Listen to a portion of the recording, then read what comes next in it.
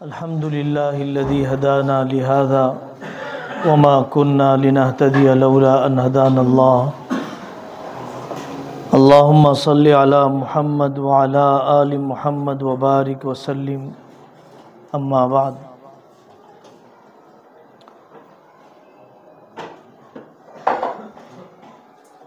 جو محاضرات سوچے گئے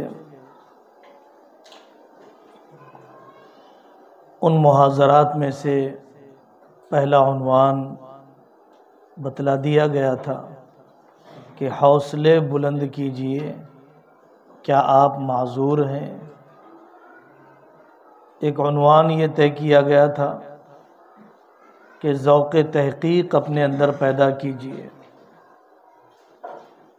تیسرا عنوان طے کیا گیا تھا کہ علماء دیوبند کا دینی رخ اور مسلکی مزاج۔ ایک عنوان یہ طے کیا گیا تھا کہ حرکیاتی زندگی میں، تدریسی زندگی میں، اجتماعی زندگی میں انفرادی معمولات کی اہمیت۔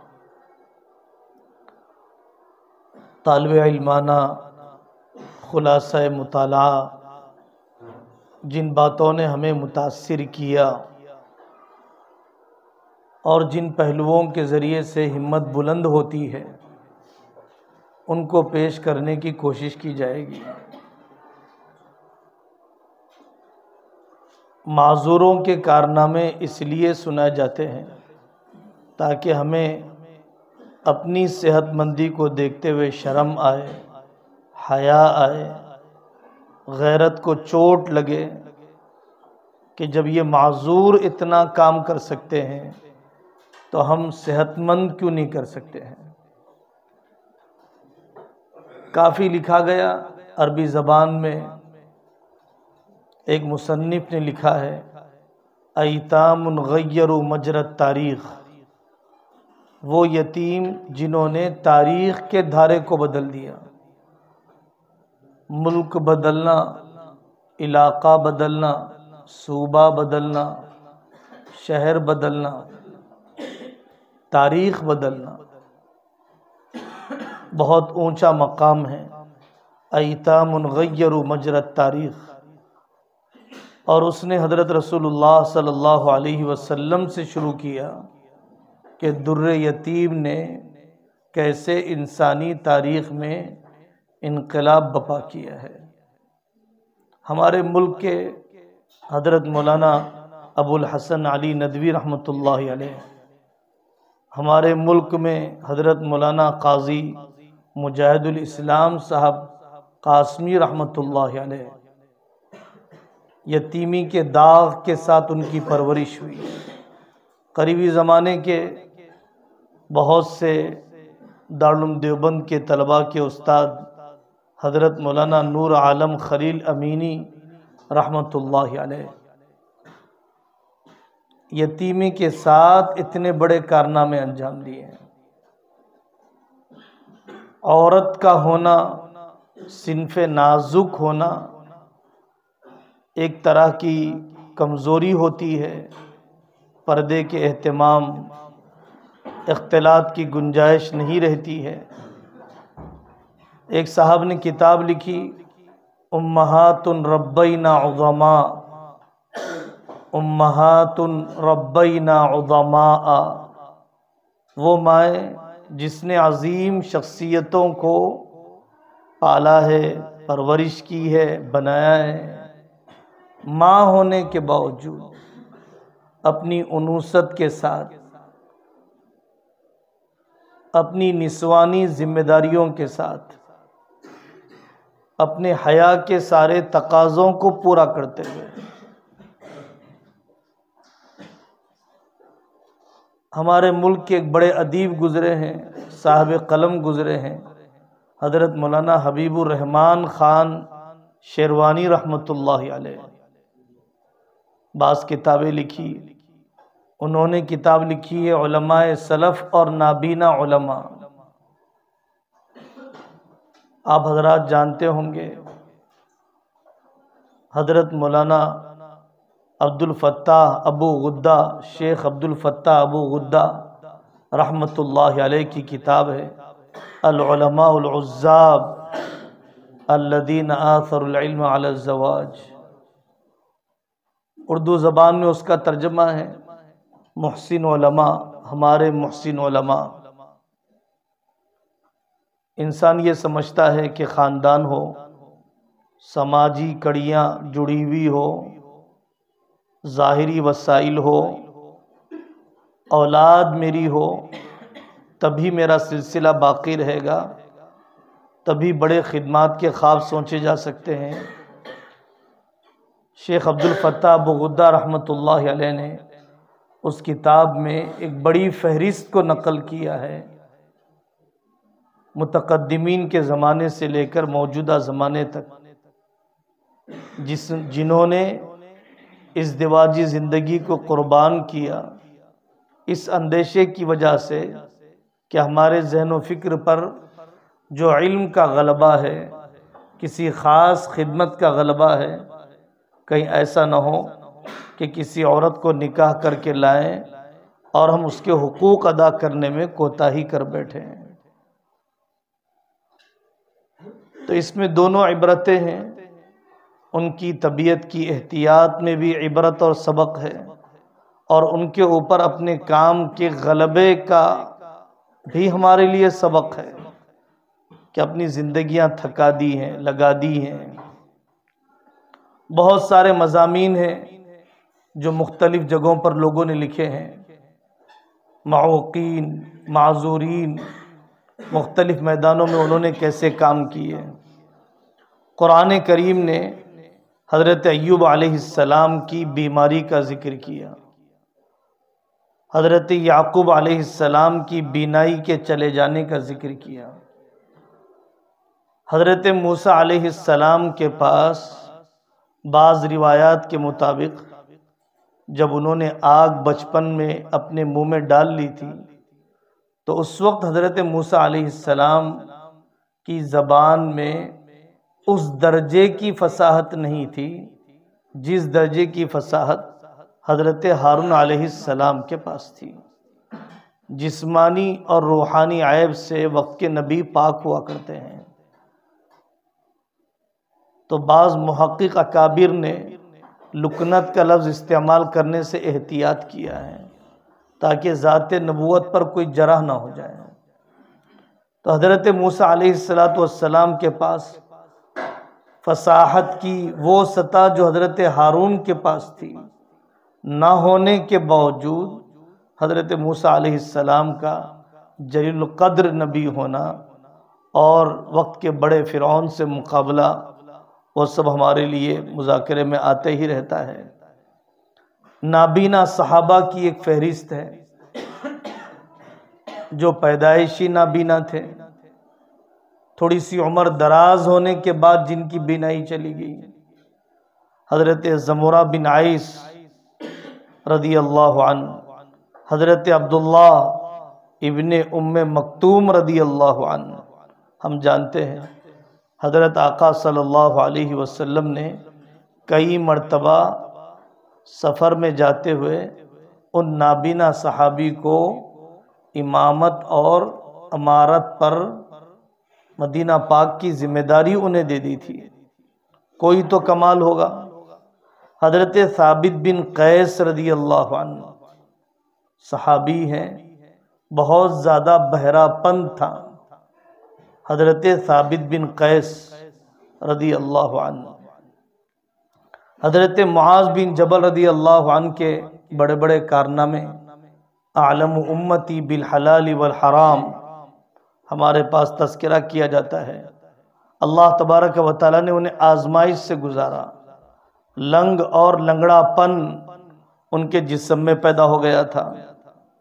غزوہ احد میں حضرت طلحہ بن عبید اللہ رضی اللہ عنہ کا ایک ہاتھ مشلول ہو گیا تھا۔ یہ انبیاء علیہم السلام اور حضرات صحابہ رضی اللہ عنہم اجمعین کی کچھ مثالیں ہیں کہ جس میں جسمانی عیوب کے باوجود انہوں نے اپنے کام اور اپنے مشن کو باقی رکھا۔ اس سے پتہ چلتا ہے کہ جسم کا ظاہری عیب اصل عیب نہیں ہے، حوصلے کا عیب اصل عیب ہے، ہمت کا معذور ہونا حقیقی معذوری ہے۔ ظاہری عیوب تو درجات کے بلند کرنے کا ذریعہ بنتے ہیں۔ اللہ تعالیٰ کی ذات نہ بخیل ہے، نہ اللہ کی ذات بے رحم ہے۔ جب کوئی حادثہ اللہ لے لیتے ہیں تو دوسرے حادثے کو تیز تر فرما دیتے ہیں۔ کتنے نابینا بھائیوں کو آپ نے اپنی زندگی میں دیکھا ہوگا کہ جو آواز سن کر ہی شخصیت کا نام لے لیتے ہیں، ہاتھ چھو کر ہی آدمی کے بارے میں بتا دیتے ہیں کہ یہ فلانا قسم کا شخص ہے، یہ فلانا ساتھی ہے جس سے میں ملاقات کر رہا ہوں۔ تو اللہ تبارک و تعالیٰ نے دوسرے حواس کو ان کے جسم میں زیادہ طاقتور بنا دیے۔ مصنفین نے لکھا ہے البلاء یکشف عن معادن الرجال، آزمائشیں یا بیماریاں انسانوں کی نامعلوم صلاحیتوں کو منکشف کر دیتی ہیں، کھول دیتی ہیں، نئی صلاحیتوں کی دریافتی ہونے لگ جاتی ہے۔ لولے پیر سے لکھنے لگ جاتے ہیں، اندھے ہاتھ سے دیکھنے لگ جاتے ہیں، بہرے آنکھ سے سننے لگ جاتے ہیں۔ امام قالون رحمت اللہ علیہ اتنے بڑے بہرے تھے کہ مصنفین نے لکھا ہے کہ اگر کوئی بڑا ناقوس یا بوق ان کے کان کے بازو بجایا جائے تب بھی سنائی نہیں دیتا تھا، لیکن قرآن پڑھنے والے کے ہونٹ کی حرکت پر نشاندہی کر دیتے تھے کہ تم نے فلانا حرف چھوڑ دیا ہے۔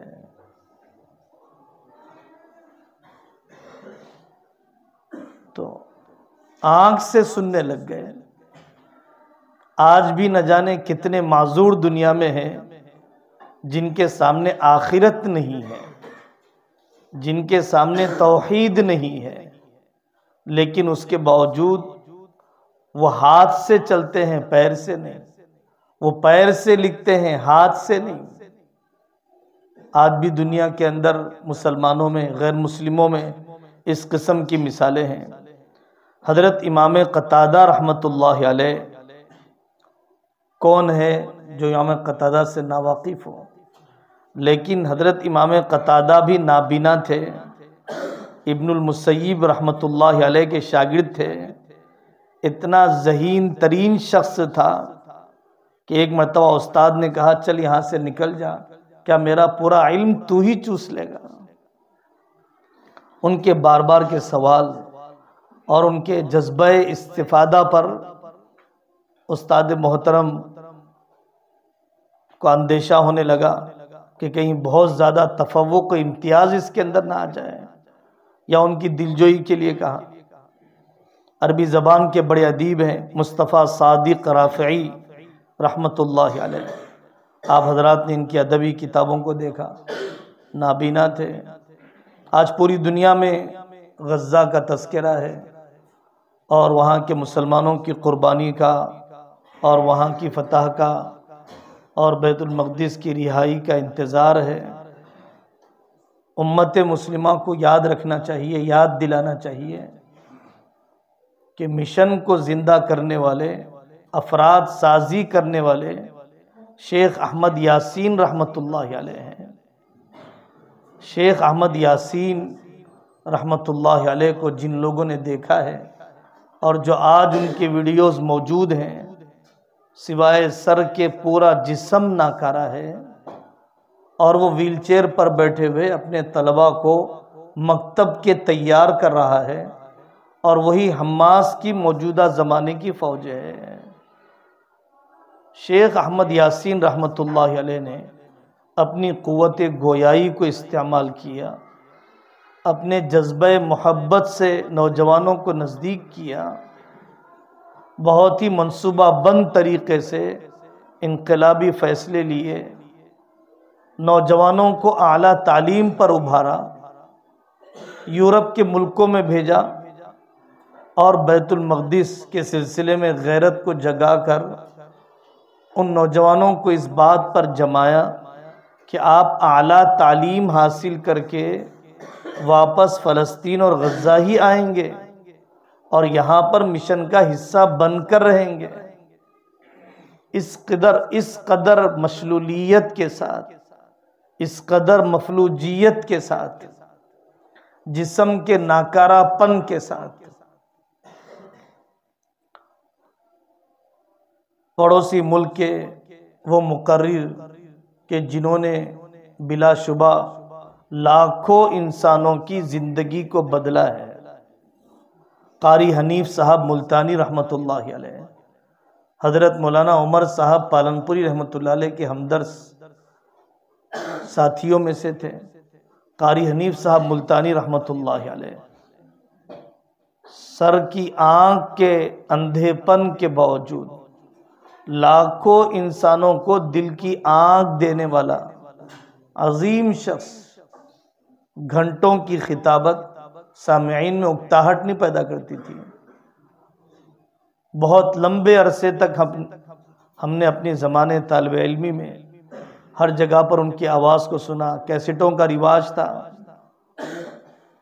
ہزاروں انسانوں کی زندگیاں بدلی، غیر معمولی قسم کی اللہ تبارک و تعالی نے قبولیت عطا فرمائی۔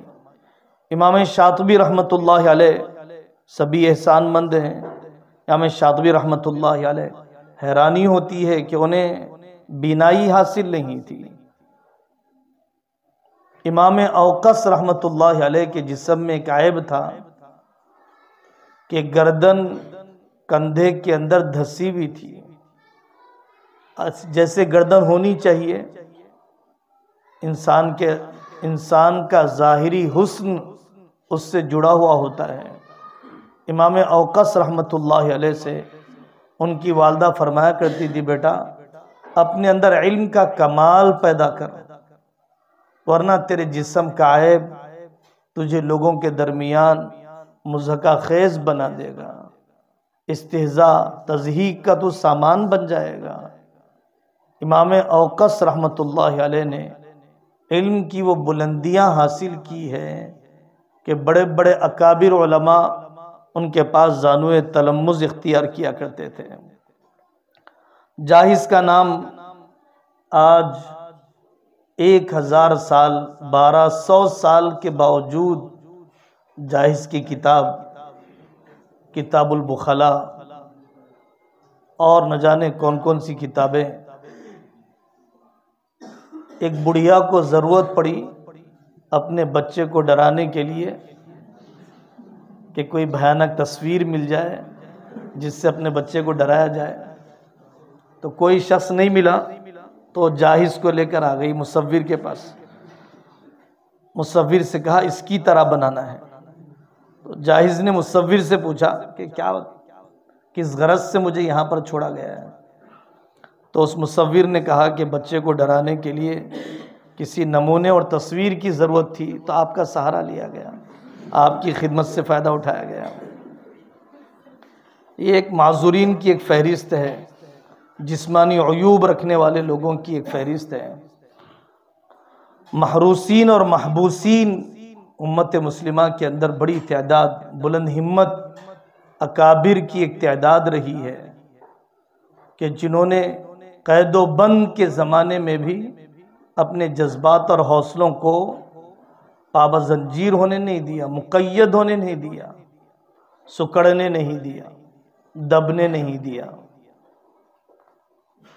علامہ ابن تیمیہ رحمۃ اللہ علیہ العلماء العزاب میں ہے ہی، لیکن شام کا وہ قلعہ آج بھی محفوظ ہے جس شام کے قلعے سے، قید خانے سے جب جنازہ نکلا ہے تو پھر ان کے ساتھ دسیوں کتابیں بھی نکلی ہیں۔ جیلر نے قلم چھین لیا، کوئلے سے لکھا، کاغذ چھین لیا، دیواروں پر لکھا۔ ابن قیم جوزی رحمۃ اللہ علیہ نے اپنے استاد سے اس قدر وفاداری کی، جب استاد کو جیل میں ڈالا جا رہا تھا درخواست کی کہ میں بھی ساتھ میں رہنا چاہتا ہوں۔ قید و بند کے زمانے میں وہ کتابیں جس کے مقدمے میں لکھا ہوا ہے کہ اس کا زمانہ تصنیف زمانہ اسارت ہے، اس کا زمانہ تصنیف وہی زمانہ ہے جس زمانے میں وہ قید و بند کے اندر تھے۔ امام سرخسی رحمۃ اللہ علیہ نے اپنے المبسوط کی تقریباً 12 جلدیں اوس جند ان کے گاؤں کے کنواں نما قید خانے میں جب ڈال دیا گیا تھا تو امام سرخسی رحمۃ اللہ علیہ نے اس وقت المبسوط کی 13 جلدیں املا کروائی ہیں ان قدرداں شاگردوں کے لیے، اپنے مستحضر علم کے ذریعے سے جو قدرداں شاگرد کنویں کے منڈیر پر آ کر بیٹھ جاتے تھے۔ انسانی تاریخ کا عجیب واقعہ ہے کہ جس میں شاگرد استاد کو چھوڑنا نہیں چاہتا اور استاد کا علم اتنا مستحضر کہ وہ کنویں سے املا کرواتا ہے۔ ذوق تحقیق کا موضوع جب آئے گا، جب میں آپ کو سناؤں گا، علامہ انور شاہ کشمیری رحمۃ اللہ علیہ کے ایک شاگرد پڑوسی ملک میں ہوا کرتے تھے، انہوں نے اپنی المبسوط کے شروع میں لکھا، الحمدللہ آج میں نے مبسوط کی مکمل جلدیں تیسری مرتبہ پڑھ لی ہیں۔ سطحیت ہماری زندگی میں کتنی بڑھتی جا رہی ہے، سرسری پن ہمارے علوم ہمارے علم اور ذہن میں کتنا بڑھتے جا رہا ہے، کس قدر پختگی اور یکسوئی تھی، استیعاب تھا ہمارے اکابر کے یہاں ان کے مطالعے میں۔ حفظ الرحمن سیواری رحمۃ اللہ علیہ مجاہدین آزادی میں سے ہیں، قصص القرآن ان کی بہت معناس کتاب ہے، جو مراجع ان کے سامنے رہے اور جس دقت بینی سے انبیاء علیہ السلام کے واقعات کے جزئیات کو انہوں نے جمع کیا ہے۔ قصص القرآن کے کچھ حصے علامہ سیواری رحمۃ اللہ علیہ نے جیل میں لکھے ہیں۔ ترکی اسلام پسندوں کے لیے پوری دنیا میں آنکھوں کی ٹھنڈک کا ذریعہ ہے اور امید کی کرن ہے۔ موجودہ ترکی کے اسلام پسندوں کے فروغ پانے، اسلام پسندوں کی پیش قدمی کرنے، اسلام پسندوں کی تعداد میں اضافہ ہو جانے میں جن تحریکوں کا دخل ہے ان میں سے ایک اہم تحریک بدیع الزماں سعید نورسی رحمۃ اللہ علیہ کی ہے۔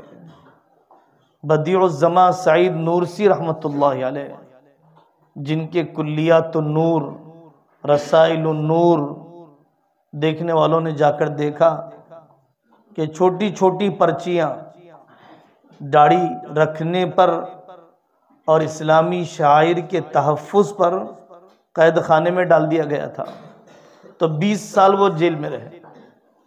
تو ان 20 سالوں میں اپنے پیغام کے اپنے شاگردوں تک پہنچانے کا کوئی ذریعہ نہیں تھا سوائے قلم اور کاغذ کے، تو قلم کہیں سے وہ حاصل کر لیتے اور چھوٹے چھوٹے کاغذ چوری چھپے انہیں پہنچا دیے جاتے، اسی پر انہوں نے عزیمت بڑھانے والی باتیں، ایمان کو جمانے والی باتیں، اقلیت پسندوں کے اعتراضات کے جوابات، صالح انقلاب پیدا کرنے والے مضامین بدیع الزماں سعید نورسی رحمۃ اللہ علیہ نے تقریباً 5000 صفحات کے خطوط لکھے ہیں، جو دستی خط کے ذریعے سے، دستی تحریر کے ذریعے سے پورے ملک میں پھیلا دیے جاتے ہیں۔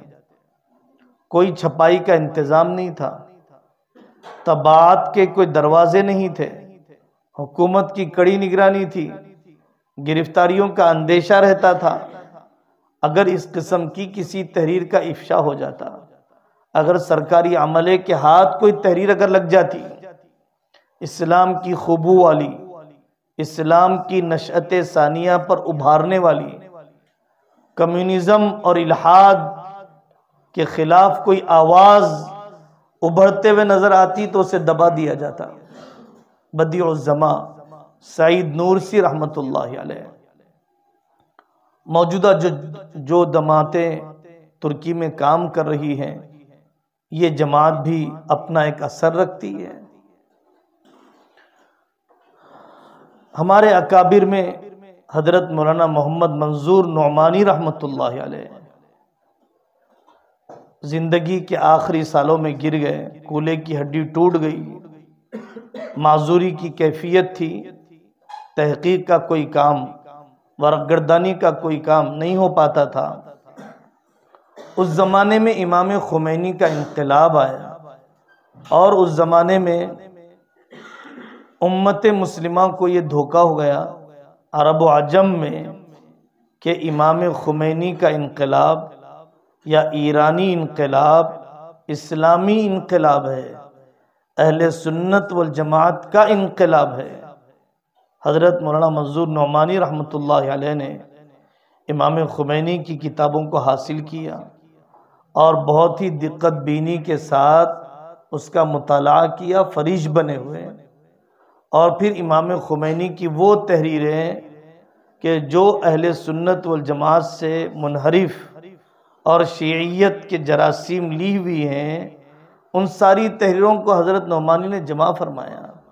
وہ شخص جو فریش بنا ہوا ہے، آصف قدوائی رحمۃ اللہ علیہ، ایک مرتبہ حضرت علیمیہ اور حضرت مولانا منظور نعمانی راستے سے گزر رہے تھے تو کسی نے بتلایا کہ یہ ڈاکٹر آصف قدوائی کا گھر ہے، جو اپنے بستر پر حرکت بھی نہیں کر سکتا ہے، لاچاری اور بے بسی کی ایک کیفیت ہے، لیکن انگریزی زبان پر زبردست عبور تھا۔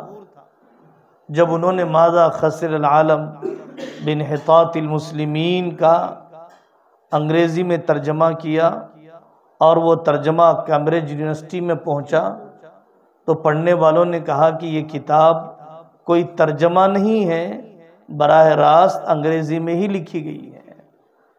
تو انگریزی زبان پر عبور اور فریش رہنے والا شخص معارف القرآن کے ایک ایک صفحے کو پھاڑ کر پھر وہ اس کا ترجمہ کیا کرتے لیٹے لیٹے، اور جس قسم کی انگریزی زبان کا انہوں نے استعمال کیا ہے اہل زبان کے یہاں مسلم ہے۔ بہت دن پہلے آپ نے قطر میں جب فیفا ورلڈ کپ کا افتتاح ہوا، ایک شخصیت اس زمانے میں پورے عالم میں نمایاں اور ابھر کر متعارف سامنے آئی، غانم المفتاح، جس کا پورا دھڑ بھی نہیں ہے، اور اس کے باوجود پورے قطر میں رفاہی خدمات،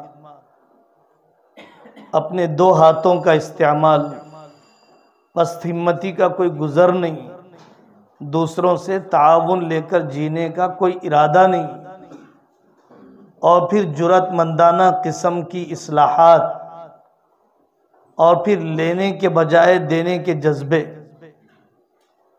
حضرت مولانا مفتی تقی عثمانی صاحب دامت برکاتہم کے شیخ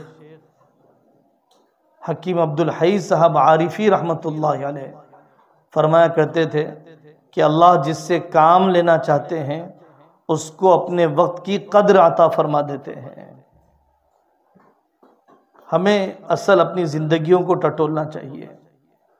معذوریاں کس کس قسم کی زندگیوں میں آ چکی ہے، وقت کے ضیاع کرنے کی معذوری، حسد کی معذوری، قناعت کی معذوری، اپنی علمی اور عملی صلاحیت پر قناعت کی معذوری۔ بڑے بڑے کام ہو سکتے ہیں لیکن اس کے باوجود منصوبہ بندی کا نہ ہونا، کسی شیخ اور مشیر کی حوالگی کا نہ ہونا، کبھی دولت اور عورت کی گندگی کا لگ جانا، کبھی تنہائیوں کا ناپاک ہو جانا، کبھی دنیا کی محبت کا غلبہ، بہت جلدی تجارت کے ارادے۔ علماء کے لیے تجارت کرنا حرام نہیں ہے، لیکن امت کو کپڑوں سے زیادہ حیا کی ضرورت ہے، مکانوں سے زیادہ جڑے ہوئے دل کی ضرورت ہے، امت کو دنیا کے ساز و سامان سے زیادہ اخلاق اور اقدار کی ضرورت ہے، دنیا کو دنیا کی تذکیر سے زیادہ آخرت کی یاد دہانی کی ضرورت ہے۔ اہل علم کا وہ طبقہ جو بہت تھوڑا ہے اور مدارس کی طرف متوجہ ہوا ہے، اگر یہ طبقہ بھی خدمت دین کی طرف یکسو نہیں ہوگا تو پھر اس امت کا بھلا کیسے ہو سکتا ہے؟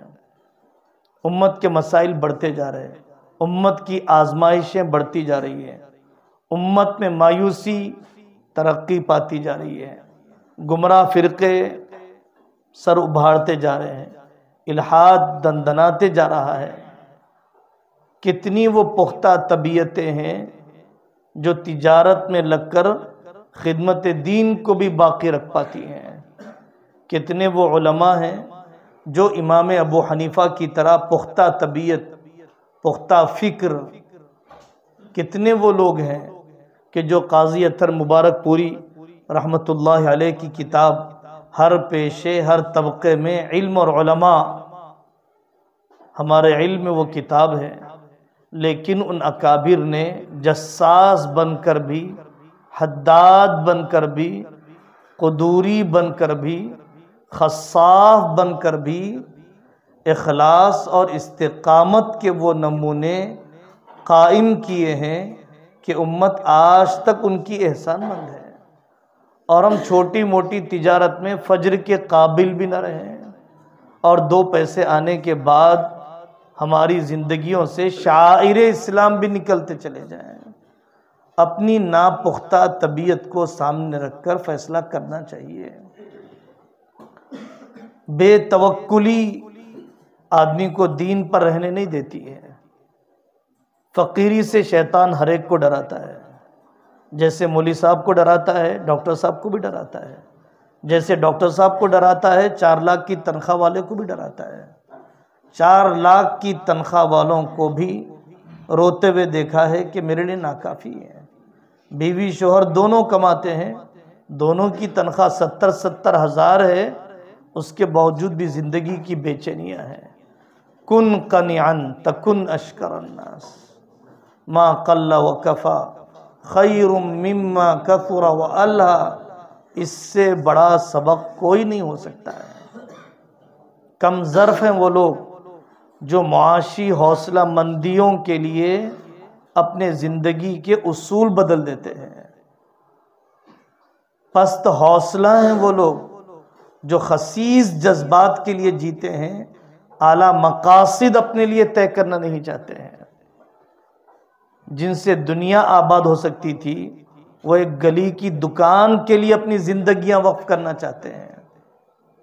جو عالم کے پیٹ بھر سکتے تھے وہ اپنے پیٹ کے غم میں جیتے ہیں، جو 10 غریبوں کے مکان روشن کر سکتے تھے وہ اپنے ذاتی مکان کے غم میں مر رہے ہیں۔ ترجیحات آدمی کو طے کرنا چاہیے۔ اس قدر بے توکلی کے ساتھ آپ حلال پر نہیں جم سکتے ہیں، خدمت دین پر کیا جمیں گے؟ حمید الدین فراہی رحمت اللہ علیہ اس ملک کے ان مفسرین میں سے گزرے ہیں کہ جنہوں نے نظم قرآن پر، ربط بین الآیات پر، عالمی سطح پہ غیر معمولی قسم کا کام کیا، اور تفسیر میں ایک منہج اور تفسیر میں ایک مکتبہ فکر کو انہوں نے پیدا کیا۔ ان کی زندگی دیکھنے والوں نے لکھا ہے کہ سادہ کھانا، سادہ پہننا، کفایت شعاری کی زندگی، پھر اس کے بعد علوم تفسیر کی طرف یکسوئی، تب جا کر ان سے کوئی انقلابی کام ہوا ہے، تب جا کر ان سے پھر کوئی تجدیدی کام ہوا ہے۔ دیے گئے اختیارات میں امکانات تلاش کرنے سے ترقی آدمی کو ملتی ہے، دیے گئے اختیارات میں امکانات تلاش کرنے سے آدمی کے لیے ترقی کی راہیں کھلتی ہیں۔ جب تک غیر اختیاری چیزوں کے غم میں رہے گا اپنے علم اور عمل کا سفر شروع ہی نہیں ہوگا۔ غیر اختیاری چیزوں کے غم میں ہے، کب یہ بیماری ختم ہو جائے، کب مجھے بینائی مل جائے، کب مجھے فلانا سہولت کا سامان مل جائے۔ جو غیر اختیاری چیزوں کے غم میں ہے وہ اختیاری میدان سے بھی محروم کر دیا جاتا ہے۔ موجودہ امکانات کی قدر کیجیے، موجودہ امکانات کو استعمال کیجیے۔ مدرسے میں 10 ہی طلبہ ہیں، ان پر کیا محنت کروں میں؟ 1500 ہوتے تب میں محنت کرتا۔ 10 پر ایسی محنت کیجیے کہ 10 یہ 100 کو لا لیں، 100 1000 کو لا لیں۔ 10 کی تو ناقدری کی ہے، 100 کے غم میں جی رہا ہے۔ خدمت دین کے ارادے، ہر حال میں خدمت دین پر جمنے کے جذبے، چاہے غنا کے حالات ہوں، چاہے فقر کے حالات ہوں، چاہے موافق حالات ہوں، چاہے ناموافق ہو، چاہے غالبیت ہو، چاہے مغلوبیت ہو، چاہے فراوانی ہو، چاہے تنگ دستی ہو۔ دنیا کا کون سا تاجر ہے کہ جس نے یہ لکھوا کر لا لیا ہے کہ دولت اس کی چوکھٹ سے چمٹی رہے گی؟ دنیا کے کس ڈاکٹر نے یہ آسمانوں سے لکھوا لیا ہے کہ آخری سانس تک صحت اس کے ساتھ لگی رہے گی؟ لقد خلقنا الانسان فی کبد تلک الایام نداولها بین الناس۔ اتار چڑھاؤ اس عالم ازداد کا خاصہ ہے۔ اگر معمولی حالات سے بہک جاتا ہے تو اس نے اس دنیا کے پہلے سبق کو بھی نہیں سمجھا ہے۔ دولت و غربت معیار عزت نہیں، پرچہ امتحان ہے۔ اللہ نے قرآن میں 10 جگہوں پر فرما دیا ہے وَنَبْلُوكُمْ بِالشَّرِّ وَالْخَيْرِ فِتْنَةً۔ دولت و عزت یہ کامیابی ناکامی کا معیار نہیں، سراسر پرچہ امتحان ہے۔ فَأَمَّا الْإِنسَانُ إِذَا مَا ابْتَلَاهُ رَبُّهُ فَأَكْرَمَهُ وَنَعَّمَهُ فَيَقُولُ رَبِّي أَكْرَمَنِ۔ ابتلا ہے، فراوانی ابتلا ہے، تنگی ابتلا ہے، مرض ابتلا ہے، صحت ابتلا ہے۔ کسی سے نہیں کہا گیا ہے کہ زندگی ایک حالت پر ٹھہر کر رہے گی۔ کسی سے نہیں کہا گیا ہے کہ دنیا میں صرف روشنی ہوگی، اندھیرا نہیں ہوگا، صرف شادیاں ہی ملے گی، جنازے نہیں ملیں گے۔ کسی سے نہیں کہا گیا۔ پھر طبیعتیں بہک کیوں جاتی ہے، حوصلے ٹوٹ کیوں جاتے ہیں، شکوے اللہ سے زبان پر کیوں آ جاتے ہیں؟ بلکہ اللہ تبارک و تعالیٰ کا ضابطہ تو یہ ہے کہ مخالف حالات طبیعت کے خلاف تو ہوتے ہیں، تربیت کے خلاف نہیں ہوتے ہیں۔ جو مقام شکر کے ذریعے سے حاصل نہیں کر سکا وہ مقام صبر کے ذریعے سے اللہ اسے عطا فرما دیتے ہیں۔ کامیاب انسان اپنے نیگیٹو اور منفی حالات میں سے مثبت امکانات کو نکالتا ہے۔ 2 کراٹے کھیلنے والے شخص تھے، ایک شخص کا ایک ہاتھ ہی نہیں تھا، ہر میدان وہ جیت جاتا۔ صحت مند لوگوں سے کہا گیا بھائی آپ اس معذور سے کیوں نہیں جیت پاتے ہیں؟ تو صحت مند کراٹے والے نے کہا کہ وہ جس داؤ پیچ کا استعمال کرتا ہے اس کے لیے ضروری ہے کہ ایک ہاتھ نہ ہو۔ اگر ہاتھ نہیں ہوگا تبھی اس داؤ پیچ کا مقابلہ کیا جا سکتا ہے، اور ہماری کمزوری بن چکی ہے کہ ہمارا ایک ہاتھ موجود ہے۔ منفی احوال میں سے مثبت قسم کے امکانات بلند حوصلہ قسم کے لوگ نکال لیتے ہیں۔ اسٹیفن ہاکنگ تو ایک کافر ہے، ایک عیسائی ہے، اور دنیا اس کے مرنے پر ماتم کرتی ہے۔ جو کچھ بھی اس نے عصری علوم میں دنیا پر احسان کیا ہے۔ اس لیے میرے عزیزو، باقی مجلسیں ہوتی رہے گی، اللہ تبارک و تعالیٰ سے توفیق مانگنا چاہیے زندگی کی آخری سانس تک دین کی خدمت پر جینے اور دین کی خدمت پر مرنے کی توفیق کو۔ اللہ مجھے اور آپ کو عطا فرمائے، ہم سب کو عقل سلیم، فہم صحیح کی دولت سے نواز دیں۔ وآخر دعوانا الحمدللہ رب